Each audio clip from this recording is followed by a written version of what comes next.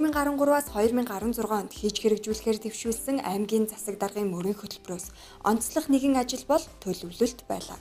Зөв бодлого, зөв төлөвлөлт бол хөгжлийн түлхүүр гэж онцгойлон анхаарч, Булган сумыг Булган хот болгон 2030 он хүртэл хөгжүүлэх ерөнхий болон хэсэгчилсэн төлөвлөлтүүдийг гаргасан билээ. 2030 он гэхэд Булган сумыг 30 мянган хүн амтай байхаар тооцож, энэхүү төлөвлөгөөнд инженерийн шугам сүлжээ, амны болон нийтийн орон сууц, сургууль, цэцэрлэг, эмнэлэг болон иргэдийн чөлөөт цагаа зөв боловсон өнгөрүүлэх нийгмийн чиглэлийн бүтээн байгуулалтууд, шинэ суурьшлийн бүсүүд, үйлдвэржилтийн бүсүүд, зам харилцаа, үйлчилгээний болон аялал жуулчлалын бүсүүд, ногоон байгууламж гээд цогцоор нь тусгаж өгсөн.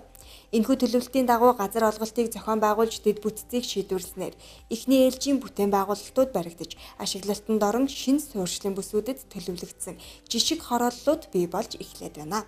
Цаашлаад аймгийн хэмжээнд 13 сум нэг тосгон энэ жишгээр орон нутгийнхаа онцлогт тохирсон төлөвлөлтүүдэд мэрэгжлийн байгууллагаар гүйцэтгүүлж улсын хянан магадлалаар хямдалсан.